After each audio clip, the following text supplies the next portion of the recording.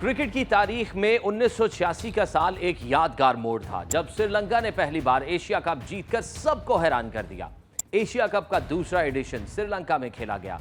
भारत शरीक न था और सबको यकीन था कि पाकिस्तान ही ट्रॉफी उठाएगा। पूल मैच में पाकिस्तान ने श्रीलंका को 81 रन से हराया था, लेकिन फाइनल की कहानी कुछ और ही निकली। 6 अप्रैल 1986 फाइनल में श्रीलंका ने टॉस जीतकर पाकिस्तान को बैटिंग दी। शाहीन शुरू में लड़खड़ा गए।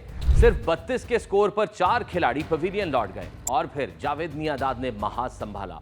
100 गेंदों पर 67 रन बनाए।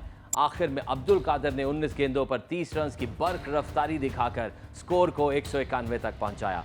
पाकिस्तानी बॉलिंग के सामने श्रीलंका के लिए ये एक मुश्किल स्कोर था, लेकिन श्रीलंकन बैटर्स भी वैसे ही खेले जैसा पाकिस्तानी। शाहीन 3 खिलाड़ी 64 पर आउट हो गए, लेकिन फिर मैदान में उतरे अर्जुना रानाटुंगा और अरविंदा डी सिल्वा।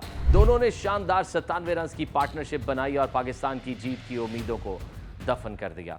श्रीलंका ने यह मैच 5 विकेटों से जीतकर न सिर्फ पहली बार एशिया कप अपने नाम किया, बल्कि एशियाई क्रिकेट पर अपनी हुक्मरानी का ऐलान भी कर दिया। ये वो दिन था जब श्रीलंका ने दुनिया को बताया कि वो एक कमजोर टीम नहीं, बल्कि चैंपियन बनने की सलाहियत रखती है।